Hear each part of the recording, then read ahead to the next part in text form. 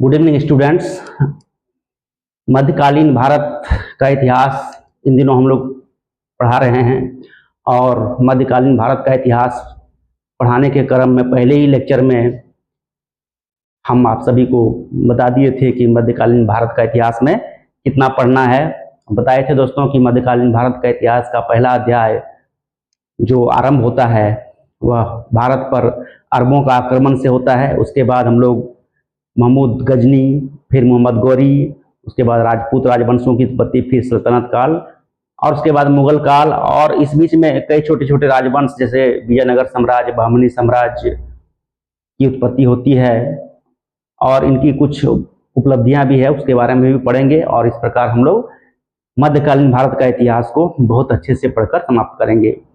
आज इस क्रम में हम लोग का जो अध्याय है, जो लेक्चर हम लेने जा रहे हैं, वह है राजपूत काल। दोस्तों, मध्यकालीन भारत के इतिहास में राजपूत काल का बहुत ही महत्वपूर्ण योगदान रहा है और उसी के बारे में आज हम लोग पढ़ेंगे। राजपूत काल का जो लेक्चर होगा दोस्तों, वो 3 लेक्चर में कंप्लीट होगा। आज हम आरंभ में आज का लेक्चर है। पहला लेक्चर में हम आप लोग को बताएंगे कि राजपूत राजवंश की उत्पत्ति कैसे हुई और कौन कौन से महत्वपूर्ण राजपूत राजवंश होते हैं और उनका इतिहास में क्या योगदान था। और उसके बाद शेष 2 लेक्चर जो होगा उसमें हम महत्वपूर्ण राजपूत राजवंशों के योगदान के बारे में पढ़ेंगे और उस राजवंश का भारतीय इतिहास, खास करके मध्यकालीन भारत का इतिहास पर किस प्रकार का छाप रहा है उसे भी आप देखेंगे। तो आइए, आज का लेक्चर जो है हम राजपूत राजवंश की उत्पत्ति के बारे में पढ़ेंगे। तो आइए, बिना कोई समय व्यर्थ गवाए शुरुआत करते हैं। दोस्तों, राजपूत काल जो मानी जाती है, राजपूत काल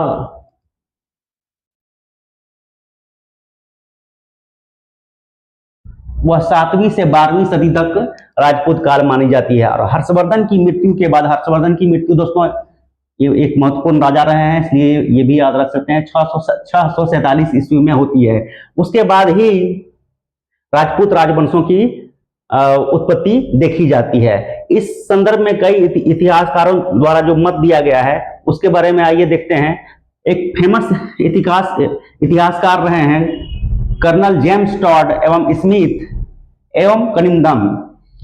इनका मानना है कि विदेशी यात्री जो शक थे, जिसको सिथियन भी कहा गया है, या कुषाण, जो मध्य एशिया से आए थे, भारत में आकर बस गए थे और उनके द्वारा स्थापित किया गया जो साम्राज्य था उसको राजपूत साम्राज्य कहा गया और उस वंश को राजपूत वंश कहा गया।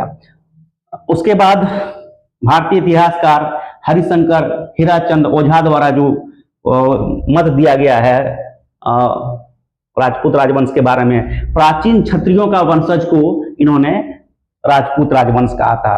राजपूतों के कुल 36 गोत्र माना गया है।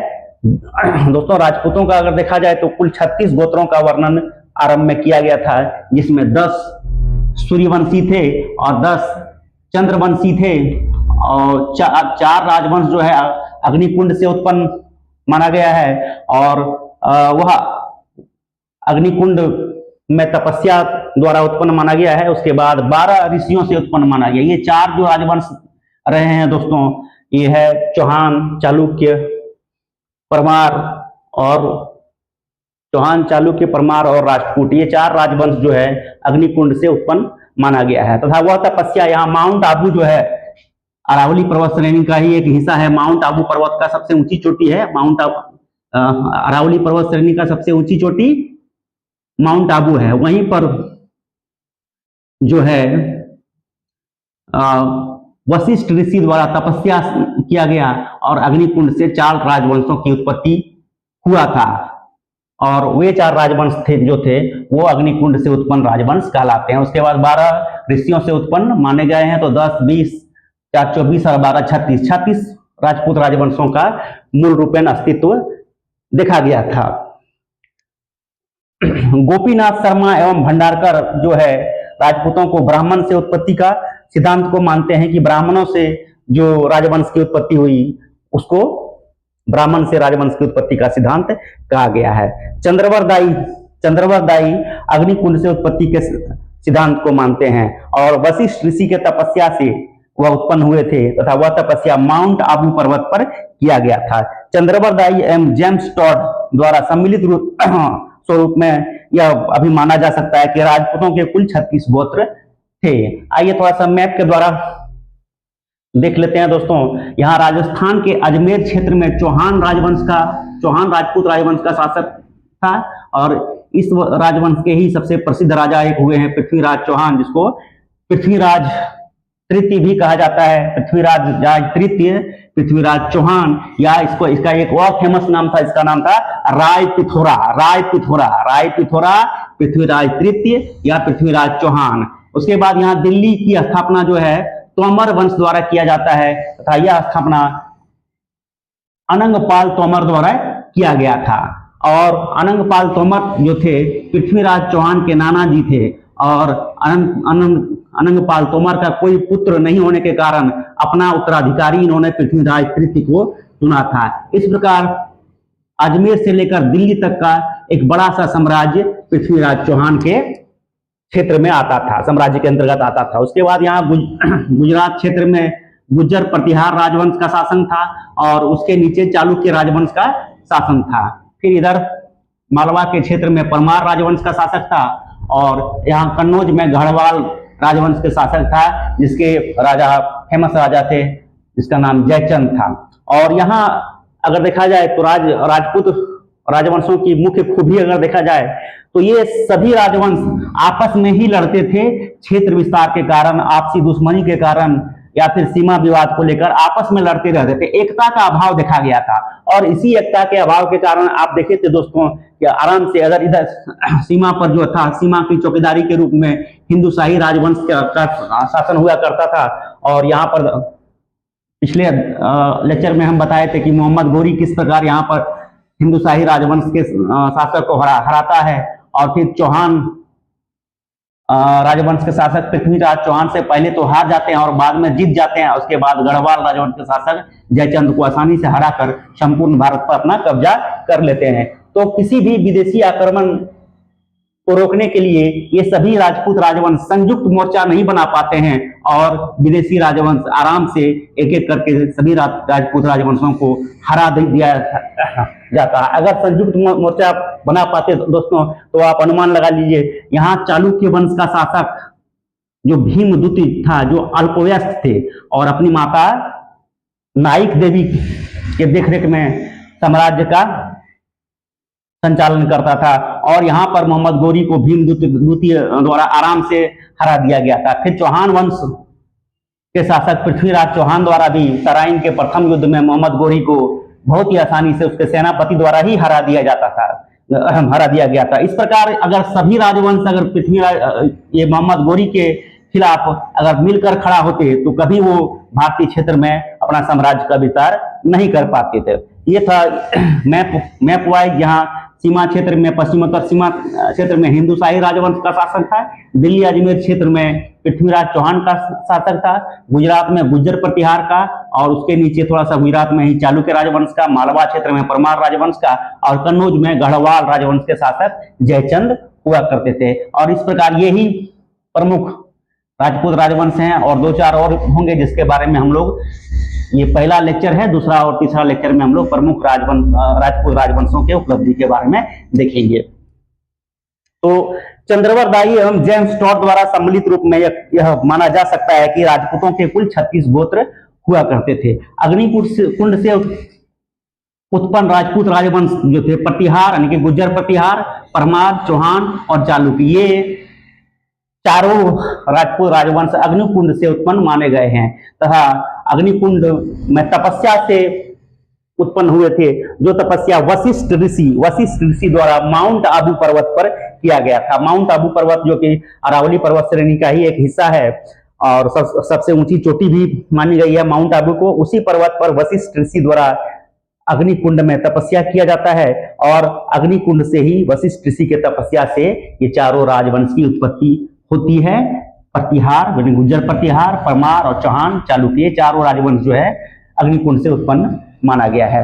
बाद में देखा जाता है दोस्तों कि केवल चौहान वंश ही 24 भागों में बट टूट जाता है। राजपूतों की कई जातियां बाद में देखने को मिलती है, लेकिन राजपूतों की कुल इतिहास में जो है मूल जातियां जो है वो 36 थी, जिसमें से 10 चंद्रवंशी, 10 सूर्यवंशी, 10 चंद्रवंशी, अग्निकुंड से उत्पन्न 4 और ऋषियों से उत्पन्न 12 थे। कुछ प्रमुख राजवंश जिसके बारे में हम लोग बाद में विस्तार से पढ़ेंगे। गुज्जर प्रतिहार राजवंशों का जो शासन था गुजरात और दक्षिणी राजस्थान में था। यहाँ गुजरात और दक्षिणी राजस्थान के क्षेत्र में गुज्जर प्रतिहार राजवंश का शासन था। चौहान वंश का शासक अजमेर से लेकर दिल्ली तक था, और इस वंश के जो प्रसिद्ध शासक रहे हैं पृथ्वीराज चौहान, जिनको पृथ्वीराज तृतीय या राय पिथौरा के नाम से भी जाना जाता है। परमार वंश मालवा के धार क्षेत्र में इसका साम्राज्य होता है। चालुक्य या सोलंकी राजवंश, इसका शासनकाल गुजरात में होता है। सिसोदिया राजस्थान के मेवाड़ क्षेत्र में होते हैं। गढ़वाल कन्नौज में होते हैं, और इस वंश के प्रसिद्ध राजा जयचंद थे। चंदेल जो है उत्तर प्रदेश एवं मध्य प्रदेश में बुंदेलखंड पड़ता है, वहां का शासक चंदेल वंश के शासक थे। और उसके बाद आइए चौहान वंश के बारे में देखते हैं। इस वंश का संस्थापक जो थे वसुदेव चौहान थे। चौहान वंश का संस्थापक वसुदेव चौहान थे। सबसे प्रतापी राजा इस वंश का जो रहा है वो पृथ्वीराज चौहान, जिसको पृथ्वीराज तृतीय कहा जाता है, या उसका एक और नाम था राय पिथौरा। इनके पिता का नाम सोमेश्वर चौहान था और माता का नाम कर्पूरी देवी थी। पृथ्वीराज चौहान सोमेश्वर चौहान का शादी दिल्ली के तोमर वंश के शासक अनंगपाल तोमर के साथ के पुत्री के साथ हुआ था। यानी कि ये कर्पूरी देवी अनंगपाल तोमर की पुत्री थी, जिस कारण अनंगपाल तोमर का कोई पुत्र नहीं था, और इसी कारण अनंगपाल तोमर ने पृथ्वीराज चौहान को दिल्ली का उत्तराधिकारी नियुक्त किया था। और इसी कारण पृथ्वीराज चौहान का साम्राज्य देखा जाए तो यहाँ राजस्थान के अजमेर से लेकर दिल्ली तक का एक विशाल क्षेत्र पर यहाँ ये पश्चिमोत्तर क्षेत्र के बाद ये हिंदुशाही राजवंश के बाद अगर देखा जाए तो चौहान राजवंश का ही शासक था, और गौरी ने सबसे पहले हिंदुशाही राजवंश को हराया था, फिर चौहान को हराया, फिर गढ़वाल को हराया था। तो इस प्रकार से राजपूत राजवंशों का साम्राज्य देखा जाता है। तो राजपूतों की कुल 36 जातियां देखी जाती है, जिसमें से 10 सूर्यवंशी थे, 10 चंद्रवंशी थे, 4 राजवंश प्रतिहार, गुज्जर प्रतिहार, परमार प्रतिहार का अर्थ यहाँ गुज्जर प्रतिहार ये वाला समझिएगा दोस्तों। प्रतिहार, परमार, चौहान, चालुक्य। प्रतिहार, परमार, चौहान, चालुक्य, ये 4 राजवंश जो है आपको सीधा प्रश्न पूछ सकता है दोस्तों, इसमें से कौन राजवंश जो है अग्निकुंड से उत्पन्न राजवंश है या नहीं है। तो नहीं है वाला में जो है 3 ठो रहेगा, चौथा ऐसा राजवंश देगा जो अग्निकुंड से उत्पन्न नहीं रहता है, तो वही आपका सही उत्तर होगा। तो इस प्रकार से प्रश्न पूछे जाते हैं। तो ये था आज का क्लास, जिसमें हम लोग मोटे तौर पर राजपूत काल के बारे में पढ़े, और राजपूत काल जो मानी गई है हर्षवर्धन के मृत्यु के बाद। हर्षवर्धन की मृत्यु 647 ईस्वी में हुई थी, और उसके बाद ही छोटे छोटे राजवंशों की उत्पत्ति होती है, जिसको हम लोग राजपूत राजवंश के नाम से जानते हैं। और राजपूत काल देखा जाए तो 7वीं से 8वीं सदी तक मानी गई है, कहीं कहीं 8वीं से 12वीं सदी तक भी दिया जाता है।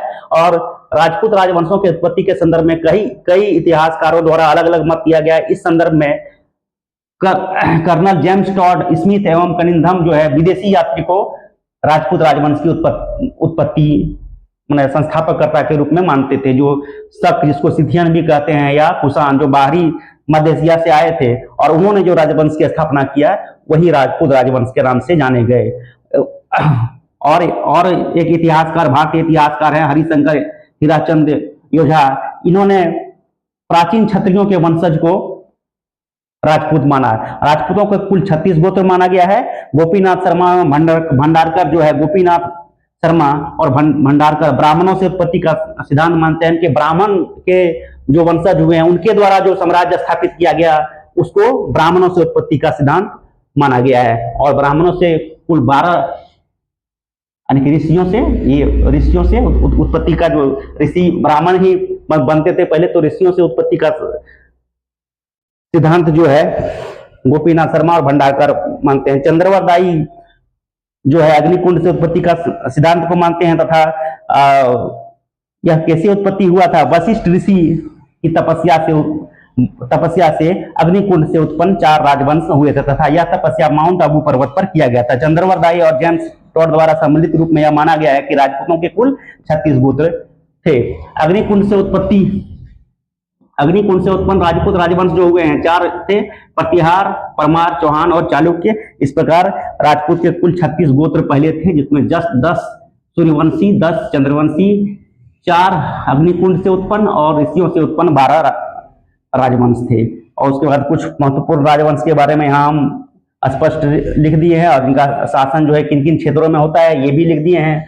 और महत्वपूर्ण राजवंश के बारे में हम मैप के माध्यम से आप लोग को समझा दिए। बाद का 2 लेक्चर में हम लोग फेमस जो राजपूत राजवंश हुए हैं जिनका भारतीय इतिहास पर महत्वपूर्ण छाप पड़ा है उसके बारे में पढ़ेंगे। तो ये था दोस्तों आज का क्लास, जिसमें हम लोग राजपूत राजवंश का पहला लेक्चर पढ़े और महत्वपूर्ण राजपूत राजवंश के बारे में पढ़े तथा कितने राजपूत राजवंशों के गोत्र रहे हैं उसके बारे में पढ़े। विभिन्न इतिहासकारों द्वारा राजपूत राजवंशों के उत्पत्ति के संदर्भ में जो मत दिया गया है उसके बारे में भी पढ़े। तो ये था दोस्तों आज का क्लास कैसा लगा शेयर कीजिए, सब्सक्राइब कीजिए और दूसरे भी दोस्तों से सब्सक्राइब कराएं, साथ ही कमेंट करना ना भूलें। तो ये था दोस्तों आज का क्लास। आप क्लास समाप्ति की घोषणा करते हैं। Good evening again.